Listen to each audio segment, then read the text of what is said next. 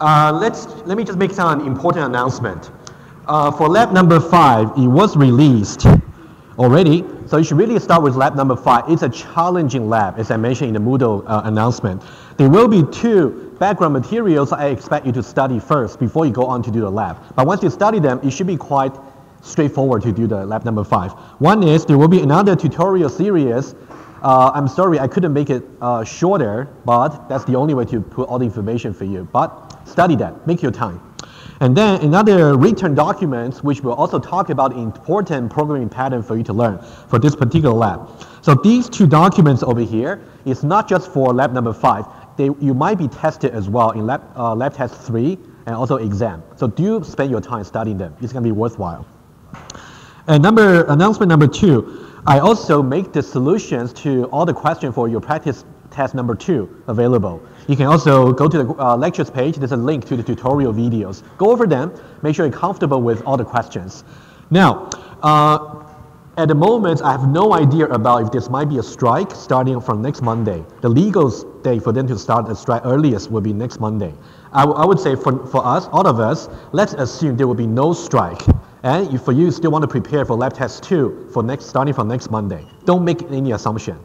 Hopefully we will be notified if there's going to be yes or no, hopefully soon, maybe sometime around Friday. Before then, you really want to start with lab number 5 and also prepare for your lab test 2, okay? Okay, so today I would like to do lots of examples on the loops. Hopefully will help you for your lab test 2. And then the next lecture will be, I will go back to the classes and objects. Okay, that's the plan. Okay, let's go to the slides. Now, I would like to start with this topic here. This topic is usually the most confusing for students who hear the topic for the first time. Let's now review about the logical operators that we talk about. So let's review very quickly the logical operators we have. Let's just summarize them. Okay, now let me just add another page over here, add a page below. Okay, over here. Remember, we talked about so far 3 logical operators. So we have negation. Okay, let's just review very quickly. Negation, which is a unary operator using exclamation mark, right? Oh, sorry about that. Over here. Okay, you didn't miss much. Negation over here, and then what's really about negation? Negation is basically going to be a single Boolean variable which can be either true or false. So I'm going to use green for true, and I will use pink for false. The Boolean variable can either be true or false. And now, guys, please, keep it down. Thank you. So now, let's try to do on the right-hand side. What does it really mean when I apply that logical negation? Not B is going to flip the result, true to false and false to true. Okay, that means true to false and false to true. Okay, negation is very simple. And let's just review what the conjunction and disjunction are quickly. So we got conjunction over here on one side, and also we got disjunction on the other side. Okay, conjunction and disjunction. Okay, so now let's talk about how we can define what conjunction and disjunctions are. Both of them, they are binary operations. For conjunction, it's ampersand, ampersand. For disjunction, it's vertical bar, vertical bar. Okay. So now, for you to actually put 2 operands for that, you can, let's say B1 and B2. Okay. So B1 and B2 and B1 and B2. Okay. And then, what can be the possible combinations for B1 and B2? B1 can be true or false. B2 can also be true or false. So in total, we got 4 combinations. Okay. Let's do that quickly. You can have true and true, true and false, false and true, and then false, false, right? Okay, so these are the 4 possibilities. And then, similarly, we also got a similar possibility for the other side. Okay, let's put it down. True, true, true, false, false, true, and false, false. Okay, also the 4 combinations over there. So now, what does it really mean when we say conjunction? When we say B1 and B2 versus B1 or B2. It's really important for you to know exactly the intuition behind these 2 operations, because today we're going to talk about something called short circuit, which is a very important and technical topic for not just Java, but also for any other OOP. Okay, so now for conjunction, it's easy. Conjunction means for the conjunction to be true, both operands must be true at the same time. As long as one of them or both of them is actually false, the overall conjunction is going to be false. Okay, that means the only place that we're going to have true will be just over here, true and true. Otherwise, we simply just get false. If we got at least B1 or B2, or both of them are actually false. Now, symmetrically, what does it really mean to say disjunction? Disjunction means either one of them is true. So how can it be false? For a disjunction to be false, that means both operands are false at the same time. That's the only way to make it false. Okay? So now you can now the only way to make B1 or B2 false is when both of them are false. If either one or both of them is actually true, then the overall result will be true. You can see the property are kind of symmetric between the two. Okay? Over here, like that. Okay, so that's about the conjunction versus disjunction. Well, I'm going to go back to this table in just a bit. Okay, let's go over some simple properties first. Okay, let's go back to slides. So we talked about logical operators a while ago, so that's exactly what I just reviewed. So now let's go over some logical properties, logical laws, the simple ones that you would need for your programs. Let's go for the easy one first. So now what does it really mean when we put negation in front of the relations? Okay, so now for example over here, if you have I larger than or equal to j, right? So now what does it really mean when I say it is not the case I is larger than j? What does that mean? So how do you apply, how do you say the equivalence on the right hand side? For example, in this case, I'm just going to say less than or equal to. If you try to visualize this a little bit, this is how it looks like. Okay, now image. Add a page below. Okay, for example, let's say this. If I have, let me just be consistent with what I put over there. I got I larger than j, right? If I say I is larger than j, okay? So now we know that for every pair of numbers, there are only 3 possible relations between them, either larger than, less than, or equal to, right? So now if I say it is not the case that larger than holds, so what does that mean? That means the other 2 must be the case, right? So that's how you put a negation. So that'll be less than or equal to. Okay? So now that's what you have. Easy. And then what about the other way? When you have larger than or equal to, what does it really mean to apply the negation? That means you got the other way, less than. Okay? Very easy. So the logical laws for negations is very easy. Just flip the result. So how can this be useful? It is usable in the following sense. It's mainly for you to understand the logic of your program. For example, let's say in your program, you got something like if I larger than j, and I'm going to do something. Otherwise, I'll do something else. Now, you should really try to ask yourself, do I really mean to say I larger than j? Because the following. I'll give you some idea. Okay, let's think about this. Let me show you 2 fragments of code in parallel. If I less than j, I will do action 1. I'll say act 1. Otherwise, I will do action 2. Okay, action 1 and action 2. So this is version 1. Now let's got another version 2 over here. It's pretty much the same, except that I'm going to say I less than or equal to j over here. And then also here, I got else, and then I got action 2. Action 1 and action 2. So now apparently you can still, there are 2 ways for you to see how different these 2 fragments of code are. One way to see it, you can see that for version 1, for action 1 to be executed, let's talk about a special case. It's like I equals j. In version number 1, when I is equal to j, in that case, action 1 is not really executed, right? Because when I is equal to j, this Boolean condition will be false. That means we actually go into and execute action number 2. Okay, that's what we will do, action number 2, when I is equal to j. On the other hand, also in the case where I is equal to j, which branch will we go to? We'll go to this branch and execute action 1. So you can see for this boundary case over here, the 2 programs behave differently. But another way for you to see it is to see as follows. So now over here, you can see that this condition here is I less than j. As we talked about the meaning for if statements before, the else part will only be reached if the if condition over here is false. If it is false, that means the negation of that is true. So that means implicitly you can think about not the case I less than j. Not the case, which is equivalent to I less than or equal to j. And we do include the equal case for action 2. Right? That's one way to see it. Okay, and then similarly, so now what about this case over here? For the second case, you can see that we got less than or equal to j for the if condition.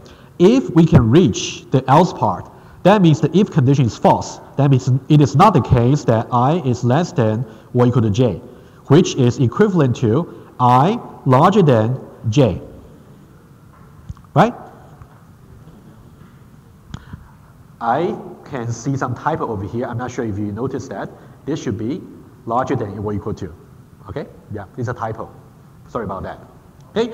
And then over here, if you got I is not less than or equal to j, put a negation, it's going to be I less than, larger than j. That means the equal is not included, right? So that's just another angle for you to see the meaning of your program. So whenever you go to the else if or go to else part, that means it's the negation of the previous one. Okay, so that's about the first logical law. Okay, but that one should be quite easy. Okay, we haven't got into the conjunction disjunction yet. Any question about this? Just for negation, that one's rather simple. Okay, so now let's now get to conjunction and disjunction and try to see. Okay, for those of you who actually learned about logic before, let me just talk about the rules right away. Okay, let me just mention the rule right away at the page below. Oh, actually, at the page below over here. Okay, so now let's talk about this. If I have B1 and B2 versus B1 or B2. Thank you. So let's say B1 and B2 using conjunction, B1 or B2 using disjunction. Now, what does it really mean when I put a negation over here? Negation over here. So what does that mean? Okay? The reason I'm talking about this, it has a very close relation to how we are going to talk about the loops. Thinking this way. In the for loop, for example, remember the middle part for the for loop talks about the state condition. Under what circumstances are you going to stay in the loop? And what about the negation for the loop? The negation for the state condition means when will you exit from the loop? So that's going to help how you can understand your program. I'll get that when we go back to the loops. So now let's focus on these two over here. So now let's think in this way. We know that for this part over here to be true, B1 and B2 must be true at the same time, right? So now I'm telling you that it is not the case that both of them are true. So what is that equivalent to? When I say it is not the case, both B1 and B2 are true, that means either one of them is false. Either one of them. Okay? So that means this is somehow equivalent to either B1 is not true. You can see B1 and then I put an exclamation mark, not B1. Or B2 is not true. Yeah. Huh? Yes, that's called De Morgan rules. Yeah, but for those of you who did not take 1019, I'm just trying to explain to you intuitively, right? So if you want to, so it's called De Morgan's rule. Okay? But you don't need to know the name, just know the property. Again, so that means if I tell you that B1 and B2 are true for the green part, that means both of them must be true. If I say it is not the case anymore, what does that mean? That means either one of them is actually false. That's exactly equivalent to that. We'll see how useful this can be. I'll have some example for you in later slides. Symmetrically, thinking this way, we know that for B1 or B2 to be false, for that to be false, that means, what does that mean?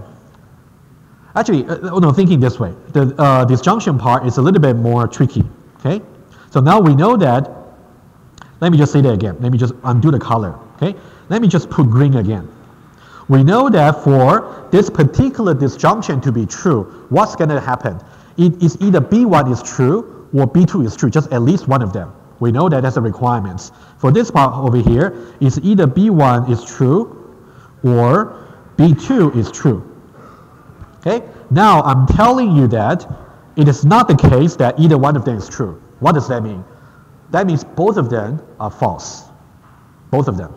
Okay? So now, so what we will have is equivalent to not B1 and not B2. Okay? That's what intuitively this means. But another way to see the pattern over here, you can see whenever you got negation over here, if you try to apply that to a conjunction, what you will do is you're going to add negation individually to both operands and change from conjunction to disjunction. Okay, that's one way to see it if you want to see it more symbolically. Similarly, if you want to apply negation to over disjunction, what you will do is add negation to both operands and change from disjunction to conjunction. Okay? Okay, so try to review the intuition about these two rules. I would say they are the most useful ones for this course and later for your programming. Okay? Okay, that's about it. So now you can see that, what does that mean? Okay, you can just review exactly what I said. Okay, and then, so now the question is, just for your curiosity, if you want to prove it formally, how would you prove it? The way to do it is simply think about all the possible values for B1 and B2. Okay, for B1 and B2, we got the 4-part combinations over here. And then try to evaluate each one of them, you will get exactly the consistent result for every row over there. That's why they are logically equivalent. Okay? Okay, but all you got to know is these two rules over here, okay? Again, that's really important. We're going to use these in just a moment to see example. Okay, so now let's see that right away, okay? I want you to look at this program over here. Now, you can see that for the if condition there, we say that we'll do action number 1 if I is in between 0 and 10, right? That's what we have. Okay, stare at that for one moment, and then I'll put something on iPad in just a moment. Okay, stare at that if condition just for now, and then I'll just put something on the iPad.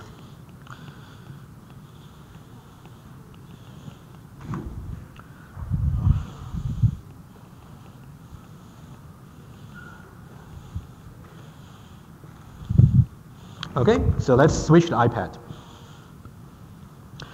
That's the one. That'll be action number 1, and otherwise, this will be action number 2.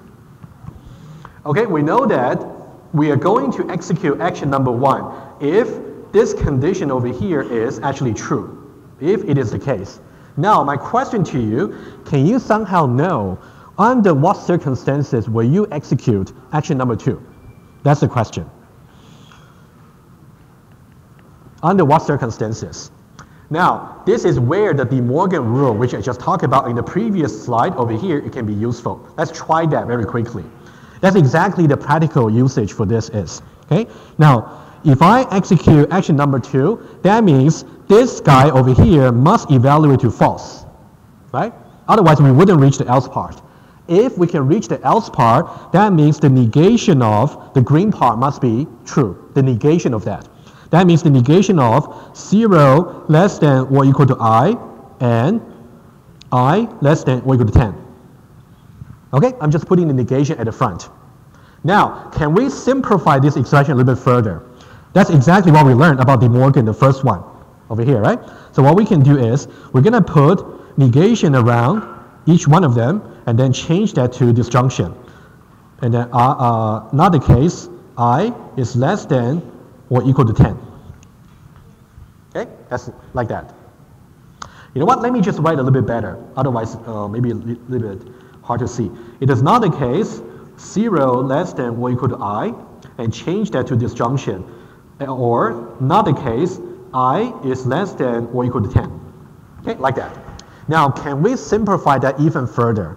We can, because we are applying the logical laws for negation. So now we'll get I is larger than, I is larger than 0 and I is, okay, can you see what I'm doing? Okay, over here. So now I is 0, you know what, I'm a little bit confused myself. Let's be careful. Let me write it this way. This is how I would do it. Okay, let's not worry about the order just yet. So this one will be 0 larger than I. You can see I changed from less than or equal to larger than, right? Or, and then I'll change from less than or equal to larger than. Okay, so now let me just erase this part over here. Okay, so this is the condition under which action 2 will be executed. Okay, it's either I is less than 0 being negative, or I is strictly larger than 10. Let's now see exactly the diagram very quickly. Okay, now can I just call this condition over here the green one? Let me say this is condition 1. Okay, and then I will call this condition over here the orange one. Let me call this condition here C2. We want to see exactly how C1 and C2 can be related. Okay, C1 and C2. Let's draw some number line over here. Let's say we got a number line over here. So we got the two boundary values, 0 over here, and also we have 10. So what does it really mean when C1 is satisfied? That means we have, let me just see this. So let's say we have a solid line over here, solid dot, inclusive, right? So that means this guy over here is exactly the green part, right? It's in between 0 and 10. Okay? What about the orange part? Orange part is like this. Orange part is, it's either strictly larger than 10 or it's strictly less than 0. In which case, that will be the orange part. Okay? Like that and like that. Okay? I'm just playing with the logical laws. So why are we learning this? The reason is you want to know when you're going to execute action number 2, because sometimes you can use this kind of logical, simple logical reasoning to see what's wrong with your program. I have some example for you. Okay? Any question about this? To actually do this simple simplification. Okay? Again, you just apply, distribute, negation over conjunction, and then simplify the negation over here, and then combine everything together. Okay? That's how you can do it. Okay, okay, let's go back here and see more slides. Okay? So when is action 2 executed? That's exactly how we derived. Okay? So now, question for you. This fragment of code will compile. It will, positive. So now, what's wrong with that, logically speaking? What's the if condition over here? We say that I less than 0 and false. What's going to be the result? Or let me ask this way. The if condition there, does it really matter if I is less than 0 or not? Does it really matter? It doesn't, because the right-hand side of the operand is already false. So it doesn't matter what I less than 0 or not. Doesn't matter.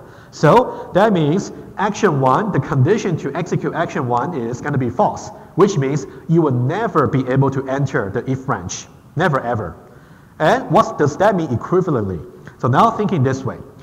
When is action 1 executed? We know it's false, right? Because the right-hand side of the operand is already false. So now, symmetrically, if the if condition is false, what about the else condition? The negation of true. The negation of false, which is true. Then what does that mean? That means you will always just execute action 2 no matter what. So what's the logical error over here? If you will never execute action 1 over here, why did you put it in the first place? Right? That's kind of the error. Okay? Of course, that's kind of the extreme case. Okay, another example over here. This one is more interesting here. Why don't you try to do a little bit calculation over here? Now, is there anything wrong with this particular fragment of code? It compiles, but does it contain any logical error over here? Is there any logical redundancy?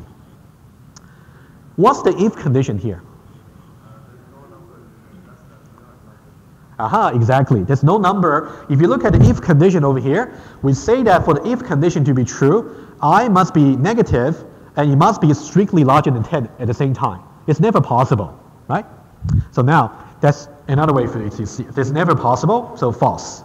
And at the same time, what does it really mean for action 2 to be executed? That's exactly the opposite of that, right? And we talk about how you can simplify such operation as before, okay? You can just apply the similar exercise.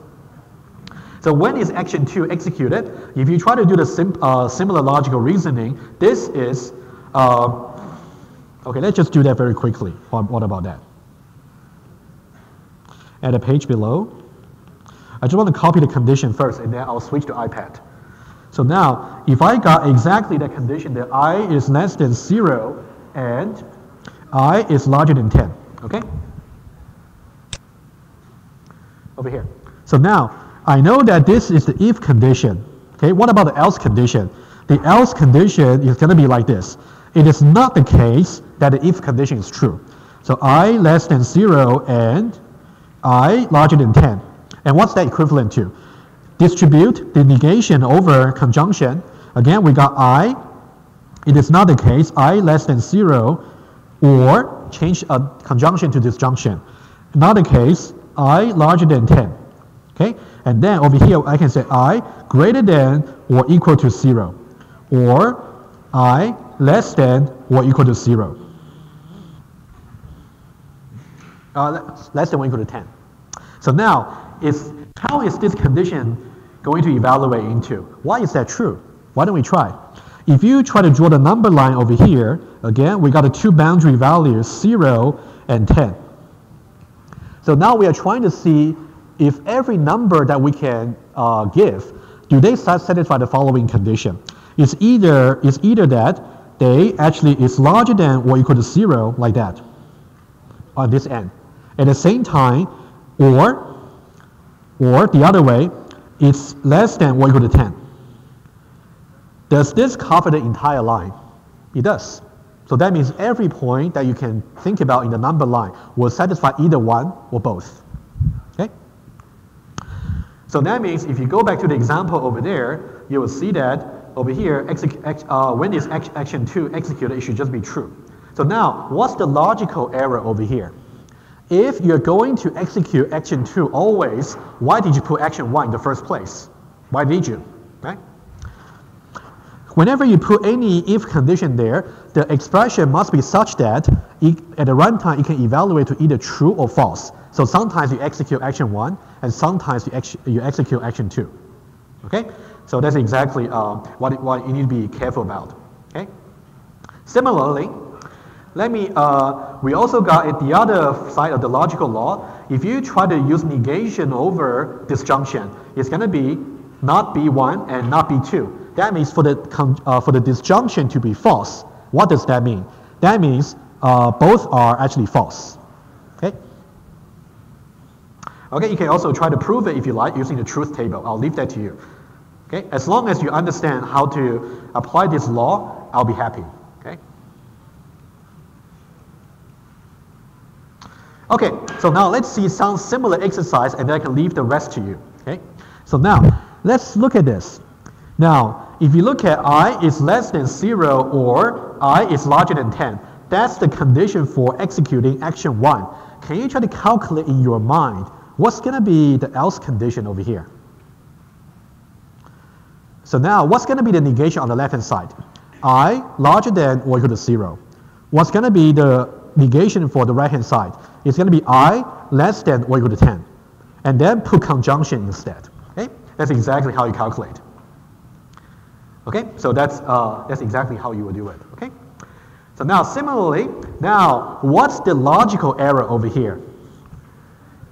Well, you can see that for the if condition there, does it really matter if whether I is less than 0 or not? Doesn't matter. The result will be true anyway, right? Because as long as one of the sides is actually true, it will be true no matter what. So now in this case, which action is redundant? Action 2, right? Action 2 is redundant, right? Exactly. Okay, hopefully you can see what I'm trying to say here. Of course, in real life, you wouldn't really have something like this. Sometimes you might have accidentally, but what I'm trying to show you is you want to really try to analyze your program more logically. Okay, similarly, if you try the similar exercise, which I'll leave to you, so this one over here, the if branch is going to be I less than 10 or I larger than or equal to 10. Let's calculate in our minds what's going to be the condition for the else part. It's going to be I larger than or equal to 10 and I less than 10. Right? Can you see that? So now in that case, over here, so should we just do the calculation together? I think we should. Yeah, this kind of exercise is really important.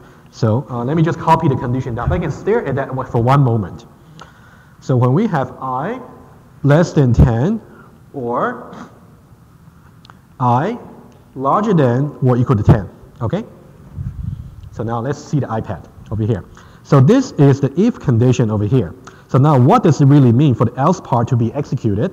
That means the if condition is not the case. So I less than 10 or I larger than or equal to 10. Okay, so now let's use the other one of the De Morgan rule. We are going to distribute the negation over this, and then change this to conjunction. So what we will get is I larger than or equal to 10 and I less than 10 at the same time. Is it possible?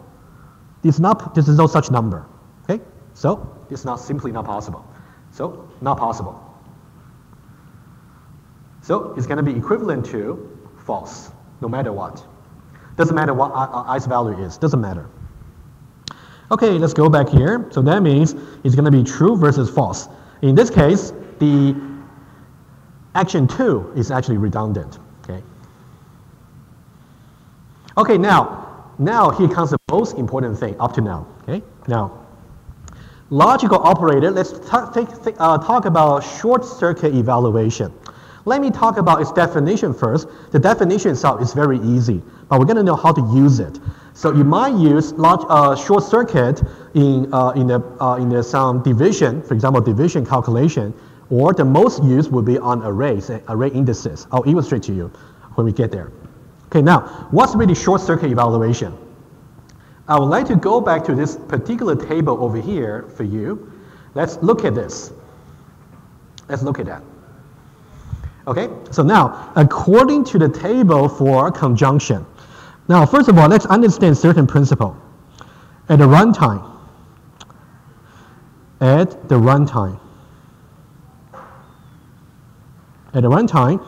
first of all, the evaluation order is going to be from left to right. What does that mean?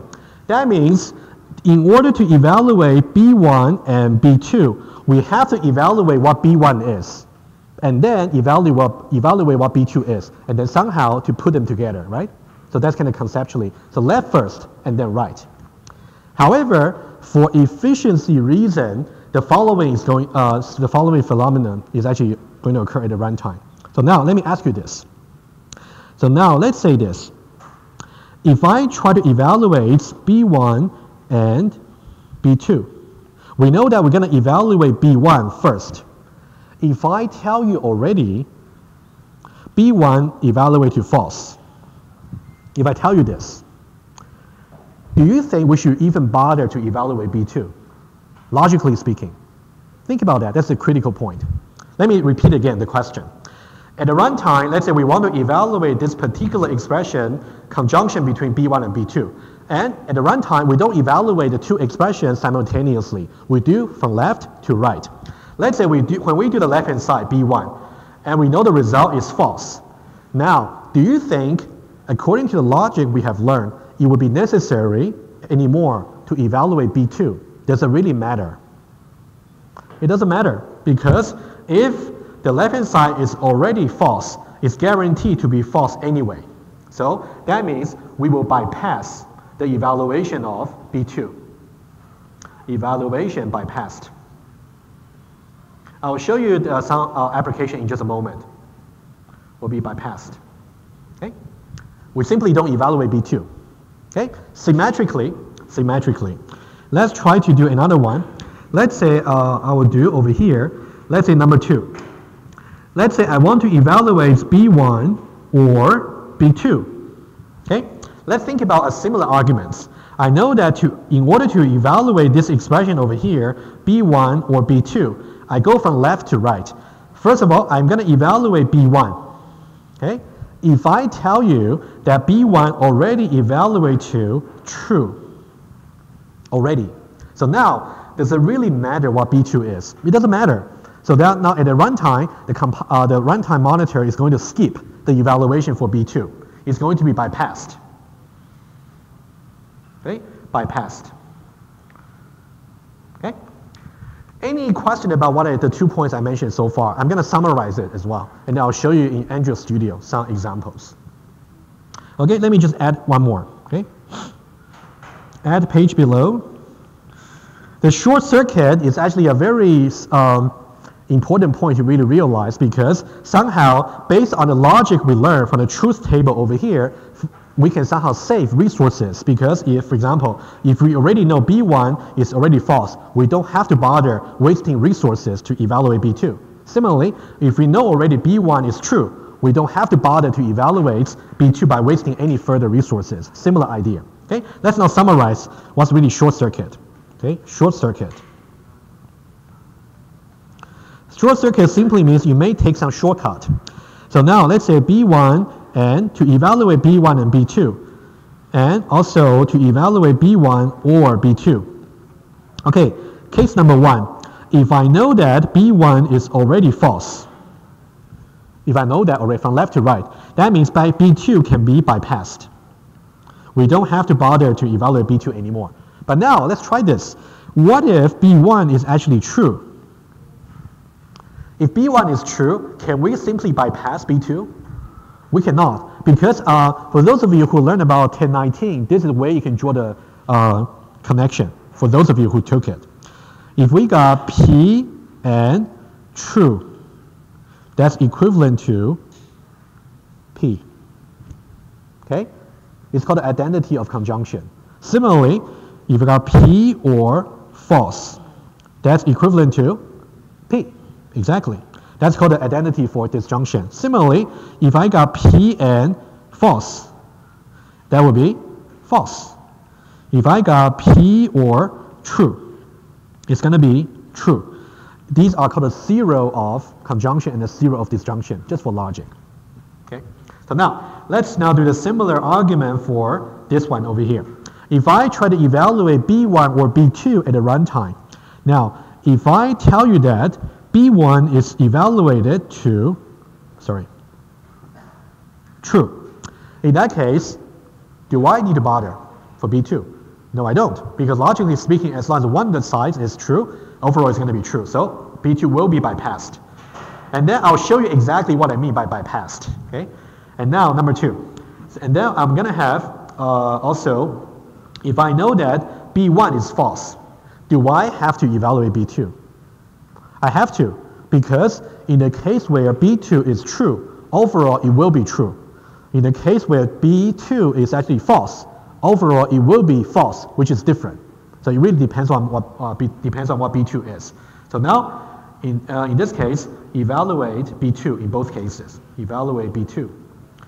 Evaluate B2. Okay, so these 4 are really what short circuit means. Okay, so now, again, so how can short circuit be useful? Usually we use the left-hand side of B1, something called a guarding condition. Guard to really protect something. What can we protect? There are mainly 2 things we can protect in general. One is called division by 0, which I'll show you right away. Another one is to protect index out of bound exception for arrays, which we'll get into as well. Okay, let me just illustrate to you. So let me just do another example on the paper, and I'll put it on the Android Studio to show you. Okay, let me now do the following for you. Let's say integer x is simply 0, okay? And then integer y is assigned to 10, okay? 0 and 10, integers, no objects, just integers. Now, I want you to think about the following. If I say Boolean, let's say B1 is assigned to, and also another Boolean, B2 is assigned to something, okay? Now, I'm going to do the following. The first one, I would say, x not equal to 0 and y divided by x larger than 2. Okay, you can see it's a conjunction over here, right? And then for the B2, I'm going to swap the order of the two operands. I'm going to say y divided by x is larger than 2 and x is not equal to 0. Oh, actually, you know what? I think I was a little bit wrong in my logic. Oh, actually, that's fine. Sorry about that. That's correct. Okay, that's fine. That's exactly what I meant to write. So now let's think about B1 and B2. Logically speaking, they seem to be okay, right? Doesn't really matter where you, how you say B1 and B2 or B2 and B1. Okay, but now is it going to be different at the runtime though? I can tell you that one line is going to crash, the other one is not going to crash. How come? Short circuit effects. Okay, can you take a guess which one is going to crash? 1 or 2? 2, right? So now the principle is very easy. Here's how it goes. The evaluation is going to go from left to right. So now that means for B1, we're going to evaluate this first. For B2, we're going to evaluate this first. Now, which for the B1 over here, we know that this is going to give, let's say x is 0. 0 not equal to 0 will give us false. And if it is already false, because of the short circuit effects, we are not going to bother to evaluate this anymore, so it will be bypassed. On the other hand, if we try to, so that's why we say this is the guarding condition for the division, guard condition. On the other hand, if we somehow put it in the wrong order, what's going to happen? That means we're going to evaluate this over here first, and it's going to crash because division by 0 is undefined in math, and you will crash your program in practice. Okay, that means you will never get into this line because it will just crash. Okay. Guys, any questions so far about short circuit? Okay, I'm going to show you as well in Android Studio. Okay, let me just do also the symmetric part about division, sorry, about disjunction. Let me use the same example over here. Let me use a different, okay, let me use over here. Let's say 3 and 4, okay? Let's say Boolean B3 and Boolean B4. B3 and B4. Let me say this. And now notice how I'm going to put the x value over here. X equals 0 or y divided by x larger than 2. And also, over here I'm going to swap the order y divided by x larger than 2 or x equals 0. Okay, by the way, for number 2 over here, what should be the result stored in B? Oh, that would be crash. What about B1? What would be the result stored in B1? False, right? Good. Just to make sure. Okay? Of course, B2 will crash. Okay? So now B3 and B4, which one is going to crash? Or B4, right? Hopefully you can see that, right? Let's try to see that, okay? Now, again, for B3, it's going to evaluate this first from left to right. For B4, it's going to evaluate this. Now, in the case of number 3, x equals 0 will give you true, right? It will give you true over here. So now, in the case of true for the disjunction, we do not bother to evaluate the right-hand side anymore because overall it's going to be true anyway. Okay? So that means this guy over here will be bypassed. So we never get into that. We protect the division. On the other hand, for number 4, we do the update first before we try to protect it. Right? Of course, it's going to crash. Okay? Crash. Guys, any questions conceptually? Okay? The short circuit effect is very useful, but you got to be careful when you use it. Okay? You can see that the order for evaluation does matter. That's how the short circuit effect can be used. I want to show you very briefly on Android Studio, very quickly. I'll make the source code available to you as well. So I already typed something over here, exactly what I did before. So now I want to compare B1, B2, B3, and B4, exactly what I did. So now let's see B1 over here, okay, just B1. You can see B1 over here. You can see B1 is x not equal to 0 and y divided by x is larger than 2. So this is a non-crashing case, right? So we know that this part here is going to evaluate to false because x is 0. And then false is going to prevent the right-hand side to be evaluated. Okay, so now let's try that. If I simply just try to execute this code, I will see B1 being false. Okay, you will still do, you will avoid the evaluation for the right-hand side. So overall it's false anyway. Okay, now let me swap the order as I said before. Let me comment these out. Let me try B2 over here. You can see B2 over here is pretty much like B1, except that, okay, I think I did a little bit a different order in the source code. I think what I meant to comment out is this one here. Okay, this one here. So the B3 over here is really the B2 I talked about in this iPad. Okay, let's have a look at this. Over here, you can see that this is a guarding condition, which is on the right-hand side. And this is something we intend to protect, but unfortunately, it's on the left-hand side. Okay, so now if you try that, what's going to happen? Well, it's going to crash.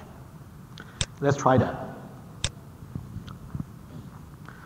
So what you will see is, you will see something called, you can see, okay, you can see the effect is different.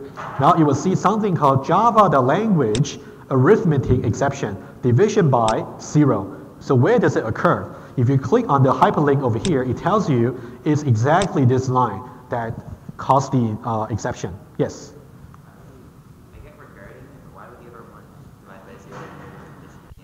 Yeah, the reason is as follows. It's a good question. The question was, because it seems like we already know x is already 0, right? So why don't we just avoid to do the division? That's what you meant, right? I'll give you one example here, okay? Because the answer is, in general, you don't necessarily know what x and y's are. Okay, let me give you some code example right here. Okay, what about this? You know what? What about I just type? Now let's see this. So let me just create another class over here, new Java class, and short circuit. Okay, and then I would say public static void main string args. Let me now make x and y completely unknown to you. Okay, so what I will do is I will have a scanner. Input is new scanner and then system.in. Okay, standard.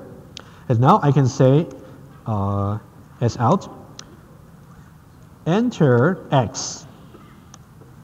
And then I can say integer x is assigned to input.nextInt. Okay, and similarly, I can also enter y. Enter y. Okay, something like that. So now you can see the x and y, I don't necessarily know their values beforehand. They're completely entered by the user. Okay, so the user can actually enter 0 for any one of them. And internally, what I can say is, if I simply say y divided by x is actually larger than 2. Over here, okay? System.out.print line. And then over here, I would say y divided by x is greater than 2. Okay, I can say that. So now let's try to run this and then show, illustrate the point to you. If I say run over here, and then I will do, oh, actually I need to right click on the new class. Let me do it again. Right click on this, and then I would say run.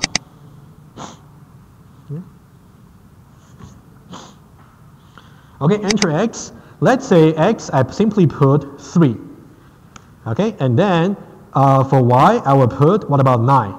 In this case, you would say y divided by x is greater than 2. That's okay. That's a normal case. But you cannot control what values will be input by the user. What if I try another run, another one? If for this one over here, what I would say is, okay, now let's say x is 0, y is 9. Crash. Okay, you simply just cannot control. That's why short circuit can be useful. Okay, let me try to fix it. So now what I can do is I can say x is not equal to 0 and like that. Right? If I do this, that means the original crashing input, which is x being 0, if x is 0, that means x not equal to 0 will be false. It's going to make the short circuit effect to work. That means we don't bother to evaluate this anymore, so we'll never get there. Okay? Let's try one more time. Okay, I can definitely put an else.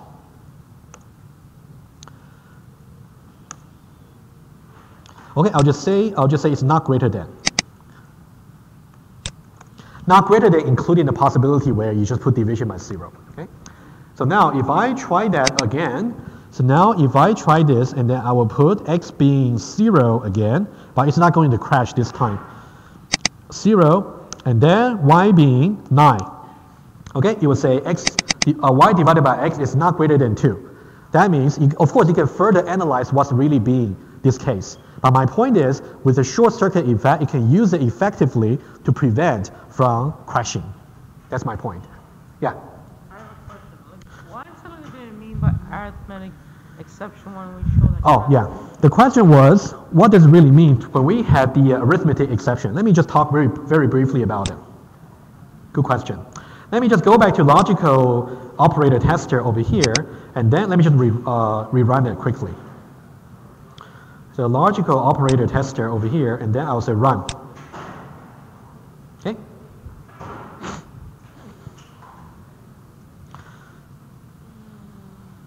Okay, so now what you will see over here is, you can see that that's the division by 0. So you will see something called exception. So exception is actually a way to handle errors in Java, which is a little bit more advanced concept. I'm hoping to cover maybe just a little bit, just enough, so that we can continue from 2030. So just remember, whenever you got things like an exception, that means something has gone wrong and your program just crashed. So since you already asked, so why don't I just list the exceptions you will see most likely in your coming labs and lab tests. There are two you should really know very well. Okay, I'll give you some example over here. So the there are two exceptions you will see very often. One is called null pointer exception. Oh, sorry, let me just write it down quickly. Null pointer exception. Okay, and the second one is called index out of bound exception.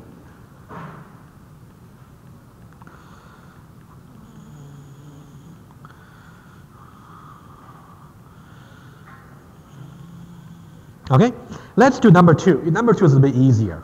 Okay, and of course, if you that's why you gotta follow the tutorial series for the lab number 5. It does talk about these two in very much detail, so I'll leave them to you. Okay, for number 2, let's have the simplest example.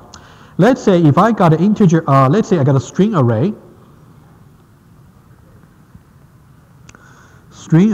over here, and then I would say SA for string array is assigned to new string array. Let's say of size 4. Okay, it's also good to review a little bit about how you can create objects over here. So now what does this mean? Very similar to what we did before. Whenever you got a new keyword over here, that means you're creating a new object in the memory and then store the corresponding address into the reference variable, in this case SA. Okay, so that means conceptually SA is going to point to somewhere in the memory, and then we simply got an array. This is how we draw an array, right? Okay, an array is going to be of size 4. So in the indices 0, 1, 2, 3, starting from 0 until the length minus 1. Okay, that's an array of size 4. Now, think about what's going to be the initial values. You can see that string over here is so-called reference type. It's called reference type. Okay, what's really a reference type? Anything that is not primitive is a reference type in Java. And what's primitive type? Okay, primitive type over here. So these are the typical ones. You got int, you have double, you have float, and you have char, and you have Boolean. Basically anything that you learned in the selections lecture and also the elementary programming lecture. So these are the primitive types, okay? Now, anything else, which is way bigger, is called reference type. So what does reference type means? Reference type is if you have a variable of reference type, the variable is not going to store any contents of the objects. It only stores the address of some objects, the addresses. Okay, so now reference type means by default value is null. Default value is simply, there's a keyword called null. Null simply means there's no address meaningful to be stored just yet, but we have to do it later, okay? So now, when you first created this array over here, what does that mean? That means every position over here is going to point to just null, just pointing nowhere, just nowhere, nowhere, okay? So now, how can we make it point to somewhere? Okay, so what we can do is, let me just add a little bit more lines over here. Let me just continue from here. If I say SA at position 1 is assigned to, let's say, string A. So what does that mean? When you talk about SA is really referring to this variable over here. And when you use a square bracket notation, it's very similar to the dot notation that we used before. That means use the address that is stored over here and go to the particular array and go to index 1, the second element, which is exactly over here. Go to this slot over here.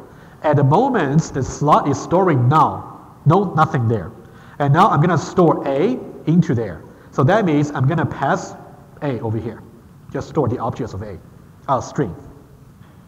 Okay, so now that means, okay, that's how we do it. Okay, now let's say given this SA array, okay, and let's try the following. If I say SA at position, if I try to print out SA at position 4, what does that mean? That means go to the array in the memory and then go to the fifth elements. But there's no fifth elements in there. So it's going to be index out of bound exception. Exactly. Okay. Another example, which is more a little bit more typical. If you simply say SA square brackets SA dot length. Remember we talked about the length last time. Length will tell you how many elements there are in the array. Now in this case, if you say SA the length is equivalent to saying SA the length would be 4. And 4 is not a valid index either. But if you say SA the length minus 1, that would be okay. That always refers to the last elements in the array. Okay? So that's about index of bound and out of bound exception. Okay? If you give an index, let's say you also say SA at position minus 1, that's too small. It's either too big or too small. Either way, you will run into the index out of bound exception. Okay, now let's do this. This one is more interesting. Null pointer exception. Let's try the following. I will give you 2 lines over here. I got SA at position 1 versus SA at position 2. Okay? So now when I talk about SA at position 1, I talk about this slot over here. When I say SA at position 2, I talk about this position over here. Okay? So now, when I say SA at position 1, which is supposed to be pointing to some string objects, right? So now if I say dot equals, because remember we use dot equals to compare string values. If I now say A versus SA2 dot equals, one of them is going to crash. Which one? Second one, right? Because second one over there, you can see SA at position 2 is actually null. And then you're trying to say, go to wherever null is pointing to and retrieve the string value, compare that with A. But the problem is, there's nothing that null is pointing to. So it's a null pointer exception. Okay? Now, how can you improve number 2 to prevent it? Short circuit. How can you do that? Okay? Let's improve that. Okay? Let's just improve that. Okay, again, let's bring this into context over here. SA is pointing to an array of size 0, 1, 2, 3. And this is pointing to A. The other slot is pointing to just now, initially. Okay, so now if I want to do what I wanted to do over here in 2, how can I use short circuit? Okay, I will show you 2 versions over here. I can say, first of all, let's try this. Number 1, number 2, number 3, number 4. It's also nice to conclude the short circuit from this example here. I'll give you 4. Tell me which ones will one or ones will work. First one, I would say SA at position 2 not equal to null, and SA at position 2 dot equals A. SA at position 2 equals null, and SA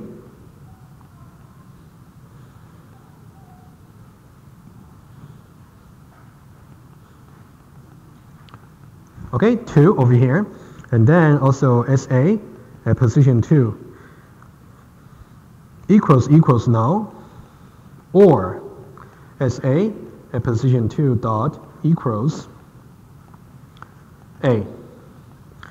SA at position 2 not equal to null, or SA at position 2 dot equals. Okay, the question is, which one or ones prevent from null pointer exception?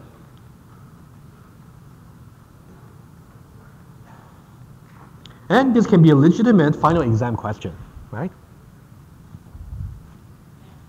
Think about it. Which one or ones? You can say none. That's also fine.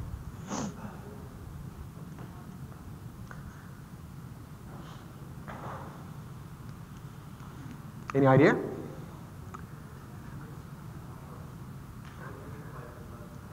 So which means, thinking this way, we already know that SA is of this layout over here, right? So now try to execute line number 1, 2, 3, 4 individually. Which one is not going to have null pointer exception? That's what I meant. I heard 1, okay? Why not 2? Why not? You said 4, okay? Why don't we try? Let's not be so sure. Why don't we try?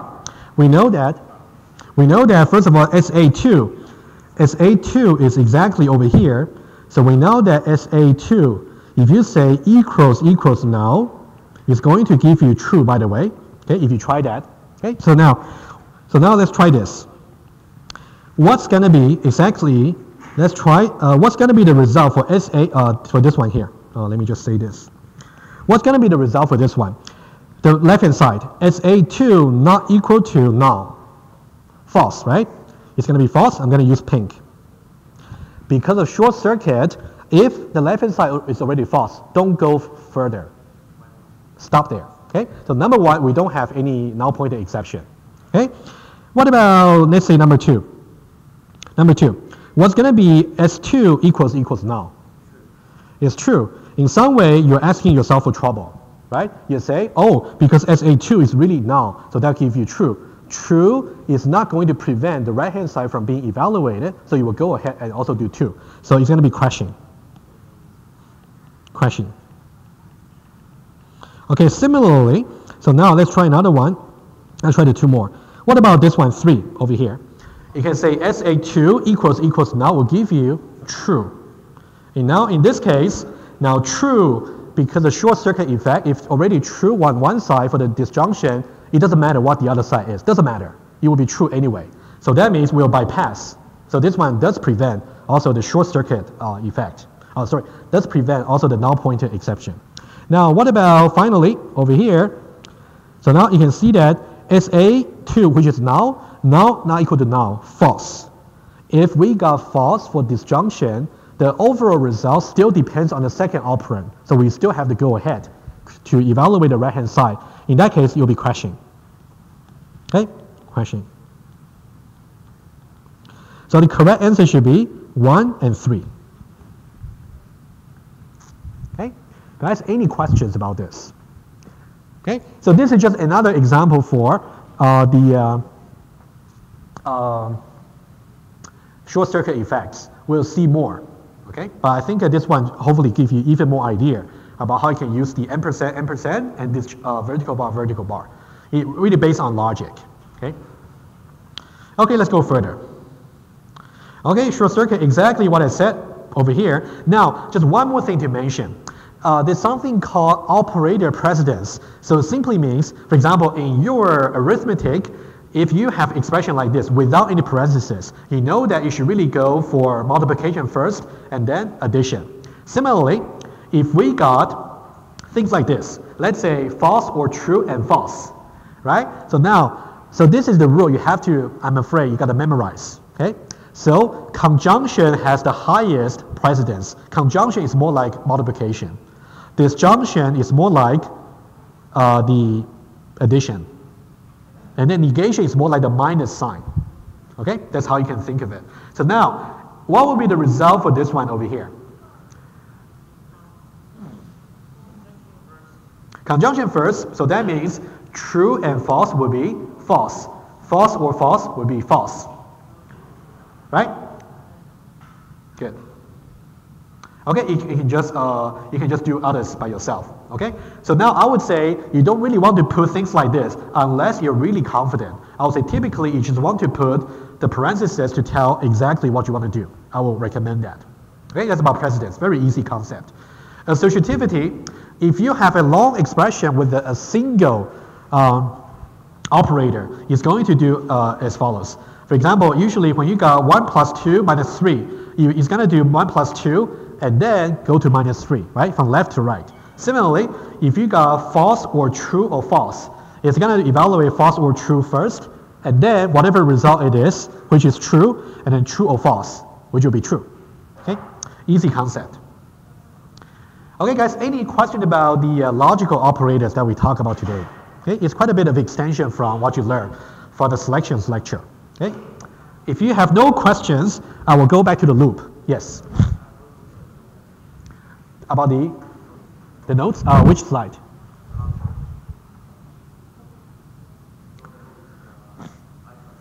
iPad notes.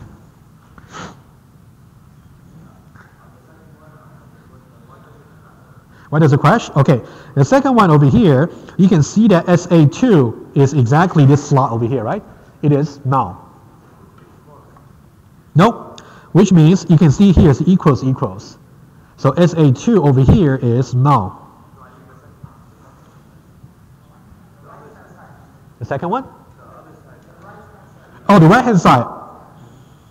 Oh yeah, exactly. Because why would it crash? Because SA2 over here, it is null, right? You cannot, oh, I see. When you say SA2 at position 2 dot equals A.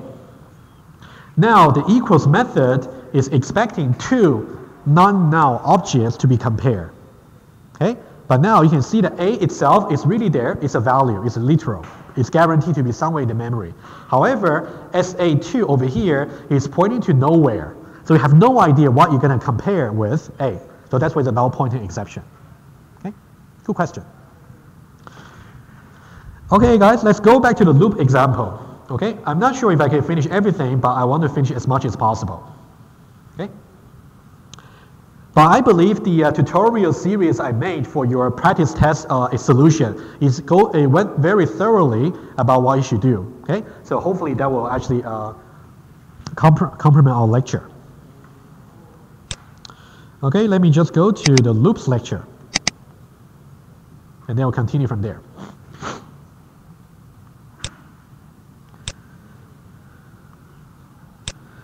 Okay, let's go from there. Also, there's another thing that's very logical, which I definitely want to get into. Okay, I'll get there in just a moment. Okay, this is just a review of your syntax for the array.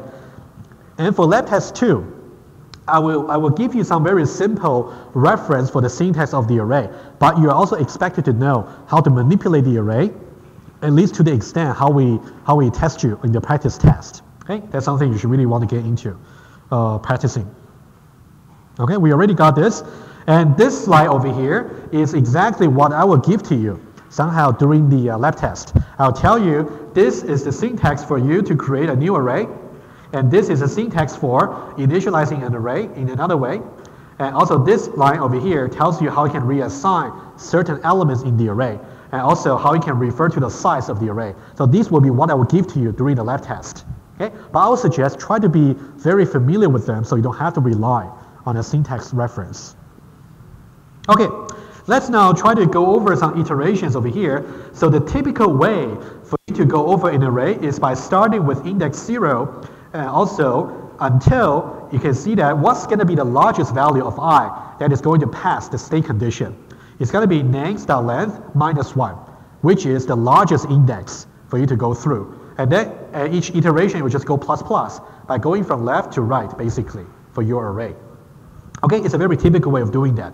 As you go through all the practice questions for lab test 2, most of the loops, you will start always from index 0. There might be some exceptional cases where you may want to start with index 1 or index 2. Okay, I'll leave you to watch the video and try to study that a little bit. Okay, but typically starting from 0, typically. And you can, alternatively, you can also try to use the while loop. You can just initialize your loop counter over here and then say, as long as I don't really go above the maximum index, I'm going to stay in the loop. And make sure you always say I++ at the end. Okay, so these are the two general patterns for running a loop for going through an array. Okay, now this one is really, really easy. So this one is about average. Okay, so this one here, how do you calculate the average of an array of numbers? It's actually one of the test questions. I'll leave the details to you at the end. I'll leave the details to you to watch the video. I just want to highlight a few points over here. So basically, you can see that for this one over here, you're going to start with 0 and then strictly less than numbers.length. Okay, you should really know this syntax rather well. And then you're trying to declare some variable outside the loop so that you can try to keep accumulating that particular variable by some values. It's a very typical pattern for running a loop. And then now, what's really going to happen at the end is, that's something I want to highlight again. Let me say this line over here, okay? Let me give you some different alternative. If I say double over here, average is assigned to, let's say I don't have this cast over here. If I only got sum divided by numbers.length, is it going to give me the result that requires precision? The answer is no. Okay, let me just briefly mention that. Remember, when we go, let's go back to the elementary programming lecture. When you are trying to do division in Java, okay, the result that's going to be returned depends on whether or not both sides are integers. In this case, sum is an integer because we declare sum to be an integer. Okay, for example, the sum can be 78, just for example. And then numbers.length is always going to be an integer because it's the size of the array, right? It's always an integer. Let's say it happens to be, let's say 5. Okay, if I got 78 integer divided by 5, it's going to give me what? 15 or 15.6. Which one? 1 or 2? 1, exactly, because both sides are integers, right? If I do want to get 15.6, in that case, I need to change one of the operands to be a double. I want to promote the type to be a double. How can I promote? There are several ways you can do it, okay? I'll show you different ways. Either you can simply cast this guy over here to be a double. You can put a double before that, okay? Way number 1. Or you can cast the sum over here, you can put a double before that. You don't need to cast both at the same time. But be careful over here, if you try to follow it, if you say average is assigned to, let's say I try to cast double, however, for whatever reason I put sum divided by numbers the length. Is that going to work? No, right? Because somehow this parenthesis tells me I should evaluate that first. And this part over here, as I said, is going to be 15. You're only going to promote 15 into 15.0, which is not useful. Okay? So you really got to do either this or this. Another way to do it, another way, which is also mentioned in the video, you can change the type over here from integer into double. If you do that, what does that mean? If I do that and say that's a double type, that means when I reach over here, it's not really 78. It's going to be 78.0. So automatically it has been cast. You can think of it. So just when we first declare the sum, we simply say it should be a double. So even though you're trying to assign integer value to it, they will be promoted each time you try to do the plus operation. Okay? So these are the various ways you can play with this particular question. I would say being able to do the proper cast is quite important for elementary programming for Java. Make sure you understand that. Any questions about this? Okay? Okay, next one. That's about the average. Okay, that's easy. Okay, this one is really about reverse. Okay, I tell you what, for the reverse, I'm going to skip this example here because it's actually talked in details in the video. I encourage you to watch that. In the video, I show you actually two different versions of working for the reverse. I'll leave them to you. I want to go to the more interesting example. Okay, so I'll leave this example to you. Okay, how you can do reverse. Okay, this one is also interesting. So given an array of names of strings, how do you print its content separated by comma? For example, let's say I give you an array which will be of size 3, Alan, Mark, and Tom. I want to print out exactly the following string. Names, colon, Alan, comma, Mark, comma, and Tom, period. Exactly that. Okay, how do I do that? Okay, we can use a simple loop over here, but I can tell you that for this example here, the trickiest one, the trickiest detail is about where you should put a comma. Okay, let's think about it conceptually before I show you the code. Conceptually speaking, Alan is at position 0, right? Alan is at position 0. Mark is at position 1. Tom is at position 2. More precisely, Tom is the last element you have in the array. You can see Tom is the only string where you don't put any comma after that. But for any string before that, the first string, the second string, all the way until the second last string, you should always put a comma afterwards. Okay? So how do we handle this? Okay? So now if you go to the code, that's exactly what it will show you. Okay? So now you can see that what we will get is, if you go back to that particular example over there, you can see we want to print out names no matter what. So that's why you will see print names over here. Okay? Outside the loop. And then you will do the standard loop. You will say I is initialized to be 0 less than the length of the array, and then I++. Very easy. And then you will simply print out the names I. Okay? So now, hypothetically, if I don't have this if statement here, let's pretend it's not there. I replace this with this line. I will say system.out print line. I'll say print line over here. System.out print line, I'll simply say comma. So now what's going to be the output from there? That means after every name, including this last name, the last name in the array, I'm going to put a comma after that. So that means, let's go back to this example here. We got Alan, Mark, and Tom. That means after the first iteration, I will get Alan printed out and followed by a comma. After, in the second iteration, I will put Mark and then followed by another comma. And in the third iteration, I will get Tom, the third one, and also followed by a comma. And then eventually I will say period over here. So this comma here is not really required. It's not really expected. That's why we actually got this if statement over here. That's why this if statement is the only highlight for this example over here. Okay? So what does that mean? Think about, don't be too afraid of this expression over here. What does that mean? So now if I got I is strictly less than this, so what does that mean? Think it this way. What's names.length minus 1? Names.length minus 1. Names.length is the size of the array. Okay? Names.length minus 1 is the last index, the last valid index, or the largest valid index.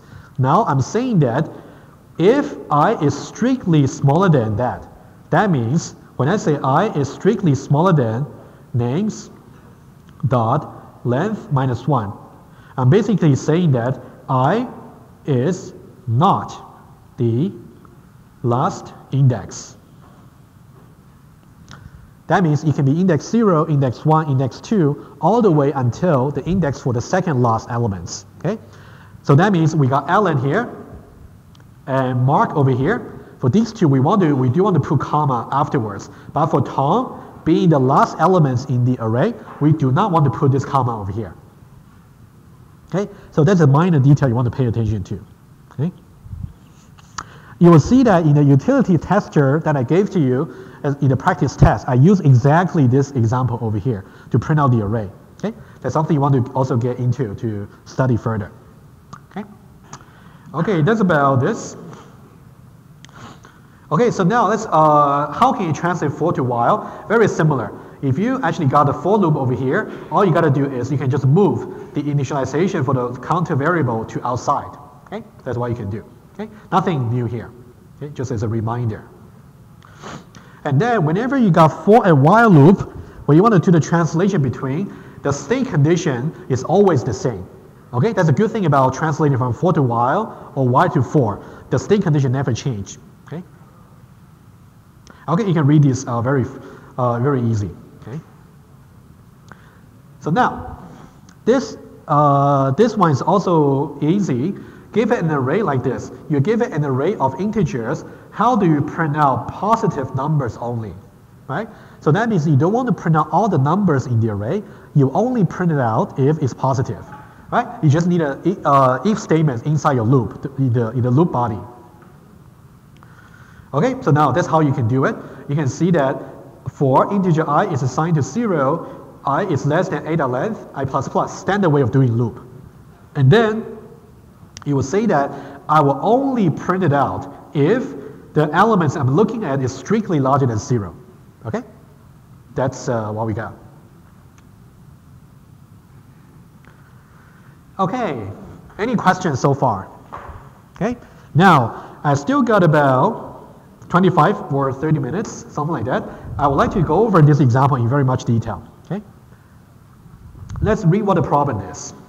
Given an array of numbers, determine if it contains all positive numbers. Okay, for example. Oh, actually, before I get to, for example, over here, you can see we have an integer array numbers. We got 2, 3, minus 1, 4, 5, 6, 8, 9, and 100. Do we have all the positive numbers in here? Either true or false.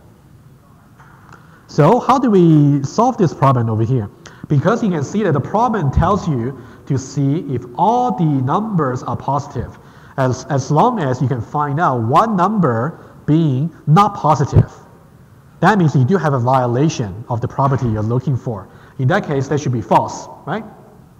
Okay, now let's have a look at how we can deal with this kind of loop. And then I'll go over the code with you, and then we'll trace it together. And the thing is, for this particular problem over here, I'm going to show you 4 different versions of doing things.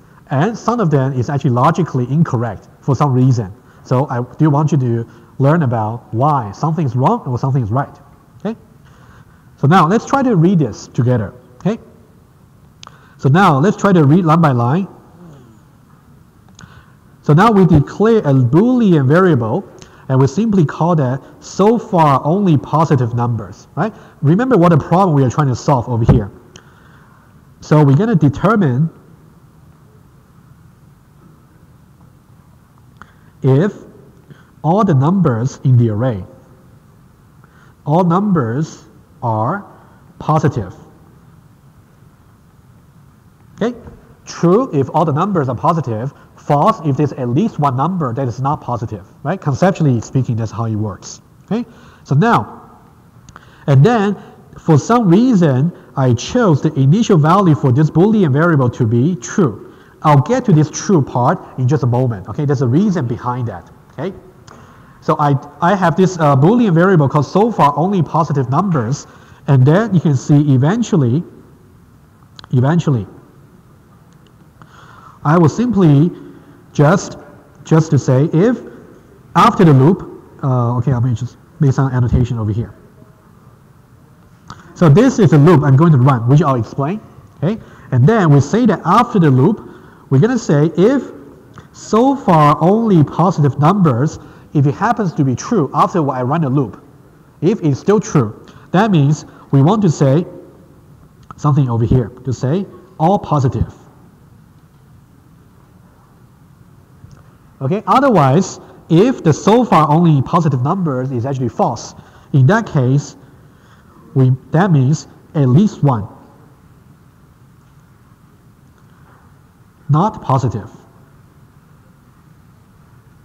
Okay, so now let's see exactly how this code is going to work. The thing I want you to focus on will be from line 4 to line 7. So that's the main loop we want to focus on. Okay, how you do for line number 8 and 9 is completely up to you. You may also want to put this in the context of a method and return something. That's what you were supposed to do for the practice lab, the practice test. Okay, now let's try to see how this works. Now, let me give you a smaller array over here, a smaller one. Now, let's think it this way. Let's say we have numbers over here. Let's say the numbers array is pointing to an array of also integer over here. Okay, and then, okay, let me make it even smaller. How about that? Okay, just that. So we got an array of size 4. Indices 0, 1, 2, and 3. Okay, so now for this first array I will want to test. Let's say the contents we have is 2, 3, 6, and 7. In this case, if we say all positive, that should be true. Okay? It is true because the number at the first position is positive. The number at second position is positive, and the number at the third position is also positive. Basically, all the numbers at all the positions are positive. Let me write it down. Okay? So that means this should return true because we have numbers at position 0 is strictly positive, right? And also we got numbers at position 1 is positive, and numbers at position 2 is also positive, and numbers at position 3 is also positive, right? So now we know that for this one over here, it is true, this is true, this is true, and also true. They are true individually. So now, how do we combine them together, right? So now, how do you combine Boolean expressions together? You can either use conjunction or disjunction, right? In this case, let me just give you another example, just right beside, okay? Let me use a green one. Let me say let me just talk about another version of numbers. Let's say I got 2 and 3, and then -1, and then 6. Okay? So we got pink version and also green version. For the pink version, we know that it should return true. What about the green version? Are all the numbers positive? No. So the answer should be false. We know I should really use red for false. So that should be false. Okay, in which case, now if I use the green version over there, you can see the first number is positive. The second number is positive. The third number is not positive, so that would be false, right? And the fourth number 6 over here will also be positive. Okay, so now we got two versions of the array for us to consider. Now my question for you, we want to somehow combine these expressions all together, right? Each one of them can either be true or false. But should we use conjunction or disjunction? let's try to see what if we use disjunction. Can it be wrong? If I use disjunction, so what does that mean? For the pink version of the array over here, if I use disjunction, what's going to be the result? It's going to be true and true and true and true. It will give me true, which is okay, right? In the pink version, it's going to give me true, which is fine. Sorry, I talk about disjunction. Let me say it again. Okay, let's see it again. Let's say I want to combine this, and this by using disjunction altogether. So now that means for the pink array over here, I'm going to have true or true or true or true. What would that be? True. Okay, altogether, it will just be true, altogether. On the other hand, what will be the result when I say I still use disjunction to combine them together? In this case, I will get true or false or true. What would I get in this case? I'll get true, right? Because as long as I got one of them being true, overall it's going to be true. Okay? So now in this case, it will give me actually true. However, this is not the correct result. Because for this particular input over here, there is a number that's not positive, right? So that should really give me false rather than true. Okay? So this somehow shows that for every time, if you want to solve a particular problem where you want to check that for all the elements in the array satisfy a certain property, what can the property be? In this case, the number is being positive. In your lab test, practice test, it's actually the number is a multiple of 5. It can also be any property you like, anything that will return a Boolean on the particular elements. Okay? Whenever you got this kind of all problem over here, you should really use conjunction. Okay? Now, if I use conjunction, what's going to happen? Let's try to revisit the example. If I use conjunction over here, and I go back to the pink array over here, in that case, it will give me true and true and true and true. It will still be true. Fine. However, for the second array, that used to give me the wrong result using disjunction. So now if I got, let's say, true and false and true, that will give me false. So in that case, that will be okay. I'm just trying to show you why, for this particular problem over here, you should use conjunction. Okay, that's exactly why. And the way we do that is by saying, every time when you are trying to visit a new element in the array, you're trying to accumulate the result over here to itself using conjunction. Okay? So now, for example, let's just try to run the code a little bit, and then we'll get some idea. And then I'll talk about why this initial value over here should be true. There's a reason for that. I will get there in just a moment. Okay? Good. Now, let's just pretend that it is true for now. Okay, I'm going to trace the program together with you. Okay, let's now have a look at this. Okay, so now this is how I'm going to do it. Again, this code over here is exactly the array we talked about. And let's say that overall, it's going to return false eventually. It's going to print out, it's not all positive, right? Because we got at least one element that's not positive, right? And then we got so far only positive numbers. Let's say initially it's true. Just take it for granted for now. And then we got the loop counter initialized to be 0, and then we got while the I is still valid index, that will execute the loop body.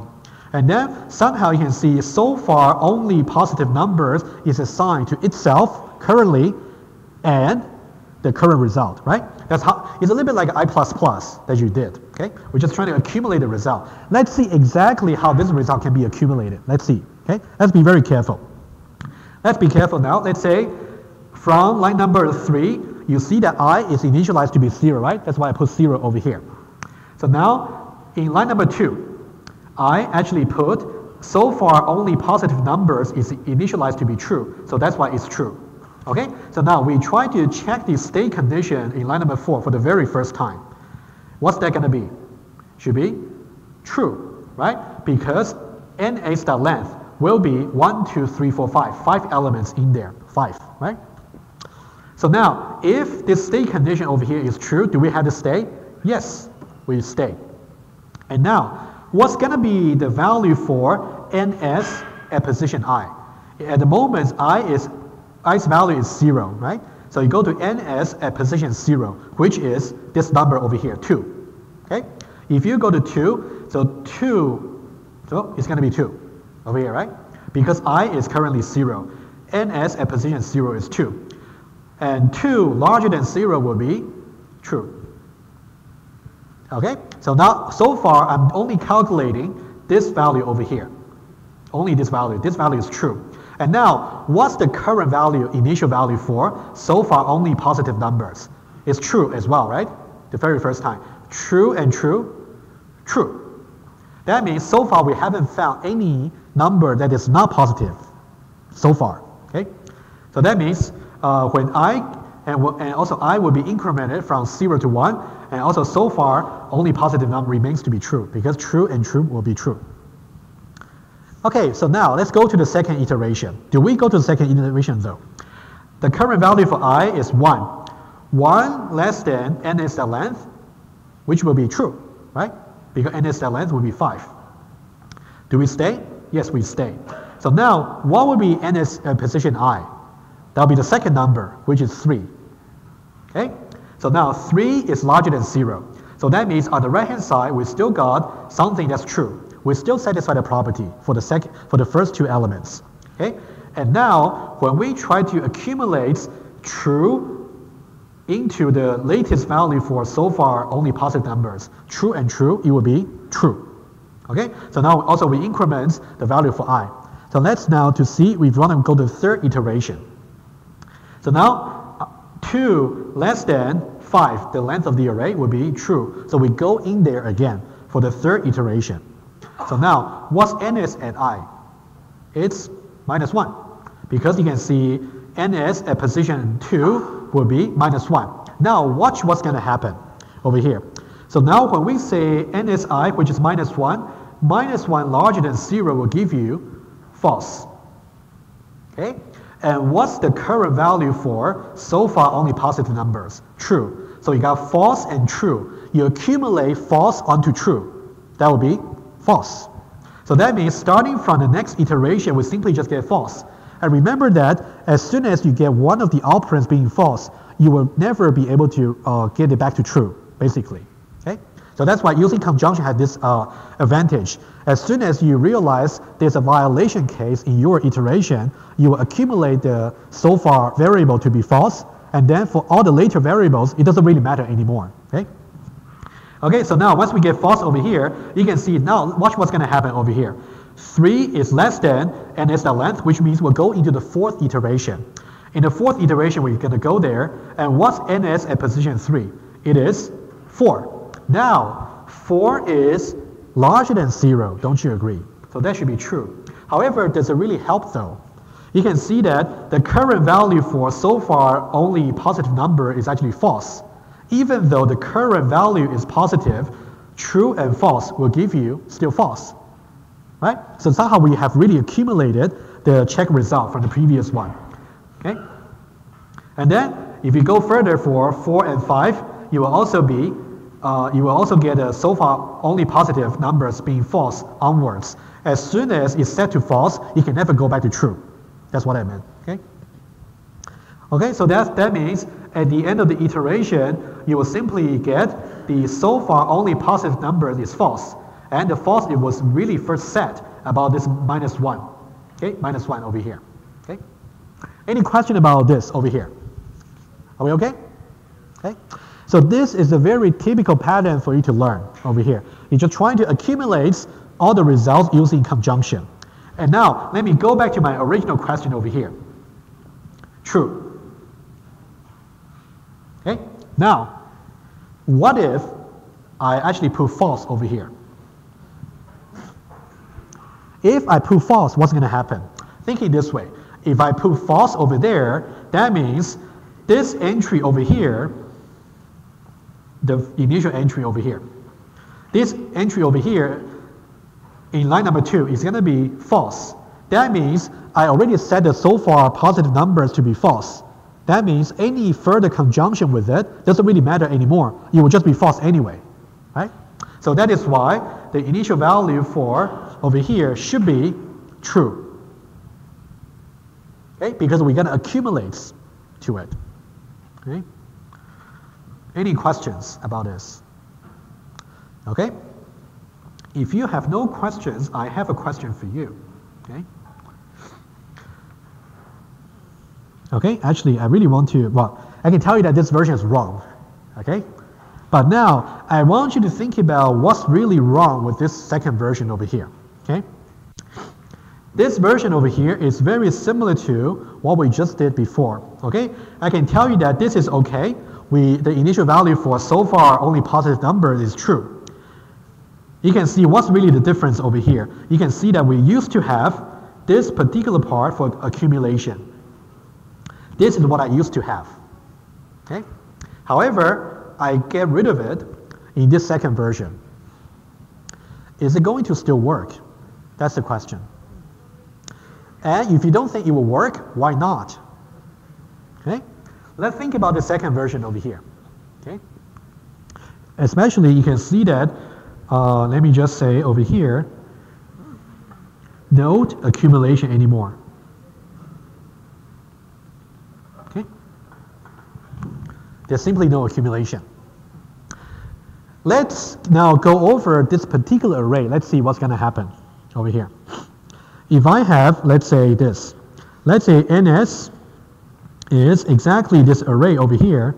I'm just going to make something that's a little more complicated than the one shown here. Let's say 2, 3, minus 1, 4, minus 2, and then 5. Let's say this is the array I'm trying to go over. And then I'm trying to apply this code over here, okay? And now I want you to pay attention to the following line. You can think about what this really means. Line number 5 means at every iteration of the loop, we're going to reassign the value for so far only positive numbers. And what's going to be the new result? The new result is going to correspond to whatever that element is we're trying to consider, and then try to see if that's positive. So what does that imply?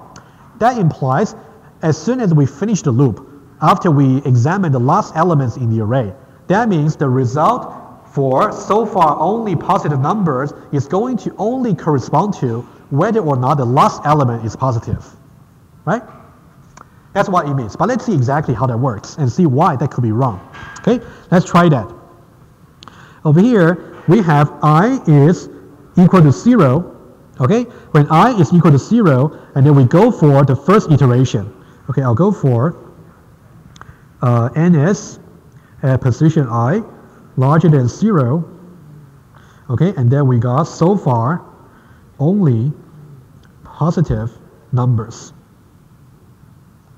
Okay, when I is equal to 0, then we are considering this number over here, right? So 2 larger than 0 will be true. And then we simply reassign this value over here to so far only positive numbers at the first iteration, right? So it will simply just be true, exactly the same. We don't accumulate. Now, when we go to the second iteration, I will be 1. So we are considering this, oh, sorry, I should annotate this. Okay, when I is equal to 1, the second elements in the array. So now 3 larger than 0 will be true. And then we will simply assign NSI larger than 0 to so far only positive numbers. So it will also be true. Okay, so far so good. What about this? When we get to position 2 over here, when I is equal to 2, in that case, minus 1 larger than 0 will give us false. And then we're going to assign false literally to this variable here. So that means it will be false. So far we are doing the right thing. So far it's okay. What about the next iteration? If I go to the next iteration over there, I got 3 over here, and then 3, I'm considering 4 over here. 4 larger than 0 will be true. Now, what do I assign to so far equals, what do I assign to so far only positive numbers? True. That means now, so far only positive numbers has forgotten about the previous error. It has forgotten about it, okay? Because we didn't accumulate. Okay, let's go a little bit further. let's say when it is equal to 4, okay, in this case, minus 2, larger than equal to, minus 2 larger than 0, it will be false. So it becomes false again. Okay? And then if we go further and we try to assign this to this, so that will be also false. You can see it really depends on where the violation is. You can see if the negative number happens to be the last element in the array, this code will work okay. But as long as you try to get any number that will satisfy the property in the last elements, which will tell you what the result should be for this one in the last iteration, is going to override it, right? So this version is not correct, okay? Because we don't accumulate. Because you can see over here, let me also make a comment over here for you. You can see over here, when we get to false over here, as soon as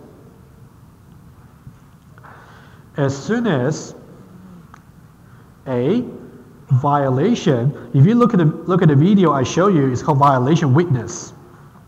So when you try to do math, whenever you want to prove something, you want to prove that something is wrong, how can you prove it? You select a witness and show that this particular witness violates the property. So if I want to show that it is not the case that all the numbers in the array are positive, how can I show that? I show you one element at least, show you one element that is not positive. That's a witness, which violates the property. Okay? As soon as a violation witness is found, okay, over here, okay, I'll just give more space. We neither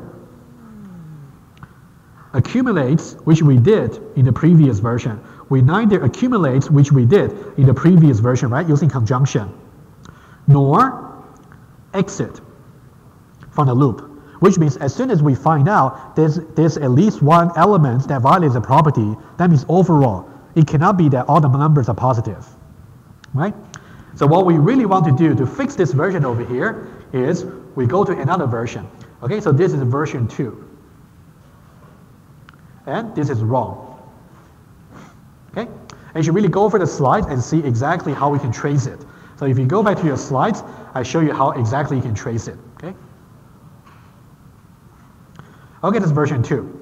You will see that as soon as we set something to be false, but as long as the next one is true again, you will just forget about the false. Okay? You don't accumulate. Okay, so now I want to show you a third version. A third version is basically very similar to the second version over there. Okay, let's see the third version. Let's now compare very quickly between the second version and the third version over here. The second version, you can see there's no accumulation over here. In the third version, we also don't have any accumulation. However, there's something additional I added to make it work. I extended the state condition over here by putting the Boolean variable into here. So what does that mean? Conceptually, you can think it this way. Before, as soon as the so far only positive numbers, as soon as it becomes false, what's going to happen in this version over here? As soon as this becomes false, and when we reach the end of that particular iteration, we go back there and check the state condition.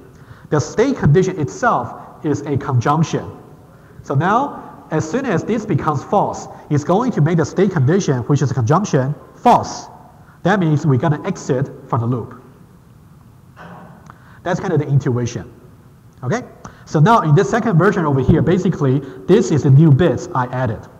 Okay? To say that it is okay, you don't have any accumulation using conjunction. However, you got to make sure, in order to make sure you don't really get your false being overwritten by later iterations, you have to exit right away.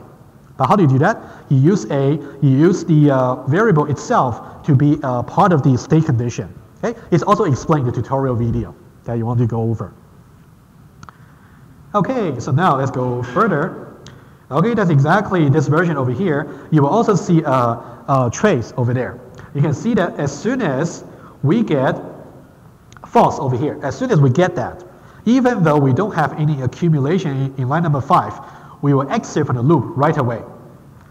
Because now you can see so far only positive number has become false. So now that means this part over here is false, which will make the state condition false, and we exit from the loop. So we don't go any further. Okay? Okay, now it's a summary. Summary about the 4 versions we talked about. Okay?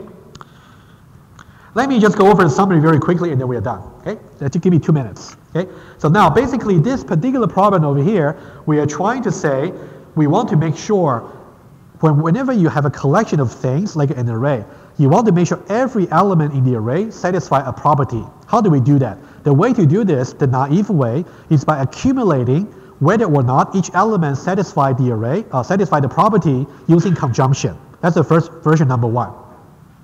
Okay, using conjunction over here. And the second version there, if you are very lazy, you don't want to accumulate, you simply take it out. However, if you do it this way, the final value for this Boolean variable is only going to record the result of property check for the very last element in the array. In which case, it doesn't matter how the previous element worked. Doesn't matter anymore, which is wrong. You want to consider everything. And version 2 is wrong. Version 3, what you can do is, you can just try to put the Boolean result as part of the state condition over there to say, as soon as the Boolean variable becomes false, it's going to make the state condition false, so exit from the loop right away. Okay? So now version 3 and version 4 are pretty much the same. It's as long as you put the Boolean variable as part of the state condition, now doing the accumulation or not doesn't really matter. Both will just work. So you got 4 versions over here. Okay? I want you to study also these 4 versions very carefully. For the lab test 2, you don't necessarily have to worry about the difference between these 4 versions, but in the final exam, I will test you on that. Okay? Just make sure you study exactly the logical reasoning behind. Okay, any questions?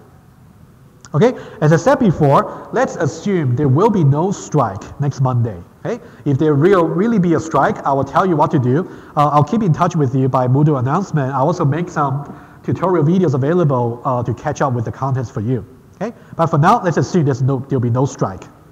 Okay, so I'll see you next Monday for your lab test 2.